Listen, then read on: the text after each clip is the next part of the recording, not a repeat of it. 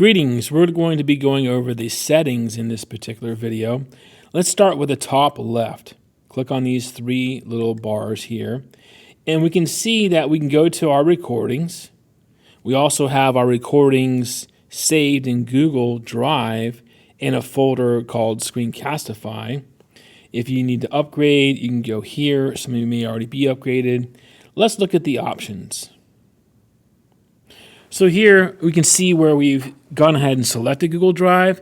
You can choose local device if you prefer not to upload to Google Drive.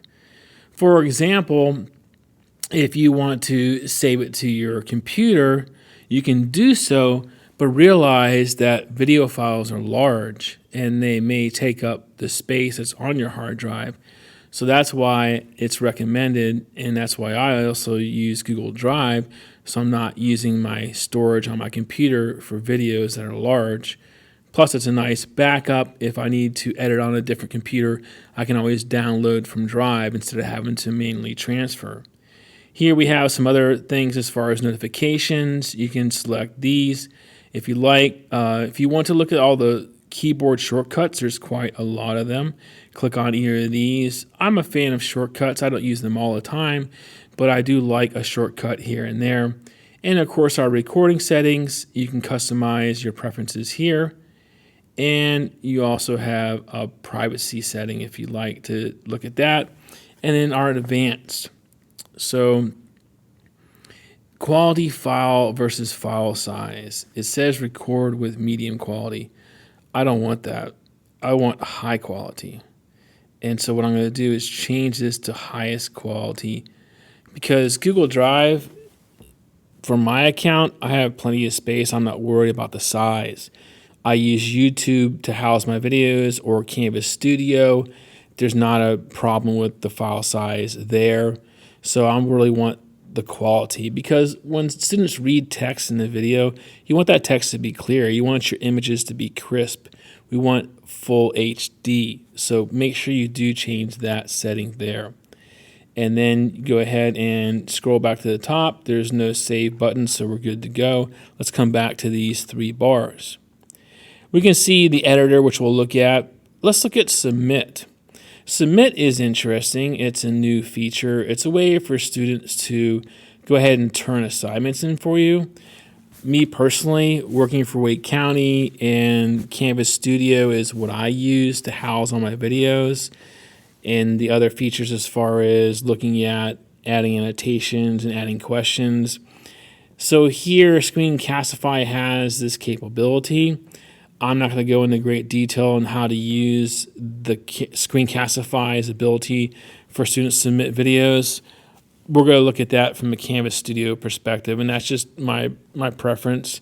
If you really want to deep dive in here, there's not too much to it. You basically create a new assignment here, and you can see I had a sample here where no one's turned in. It was just a sample, but you give them this link, and students can turn it in. So if you need to look at some more specific details about the Submit feature, Screencastify, their website should have a little more detail for you than what I just proposed to you. We have classroom resources. So going through here, you can see that there's plenty of things for you to read and watch and listen to as far as videos and podcasts of Screencastify. There's plenty to peruse. If you need to go to get even more help, you can go to the Resource Hub, which we just were. Let's go into our university.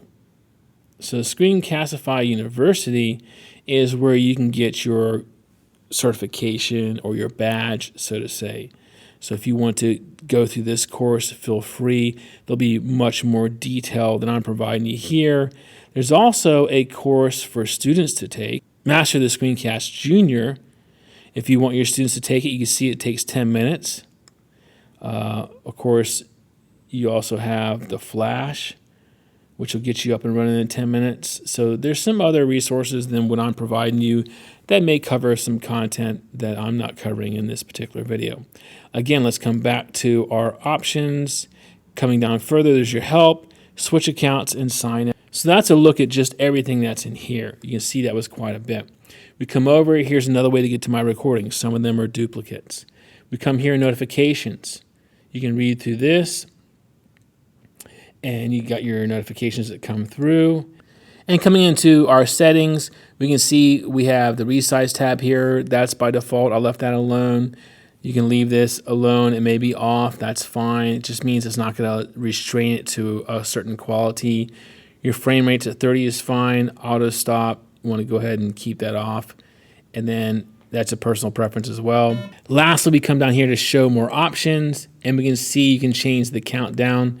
You can increase your countdown if you like. You can show your drawing tools if that is something you prefer not to see or want to hide. You can do so. I don't really use them, so I would probably hide those, but you can have that on. Now, system audio, what that means, let's say, for example, is any sounds that your computer is making, Screencast, the file will pick up. So, for example, let's say if you played a YouTube video or something like that, it would pick up the sound if you turn this on. Versus if this is off, the video will play and be muted so we can hear you kind of narrate over the video. So if you want the sounds on, by default they're off, you would have to come in here and turn them on. So that's a look at the settings.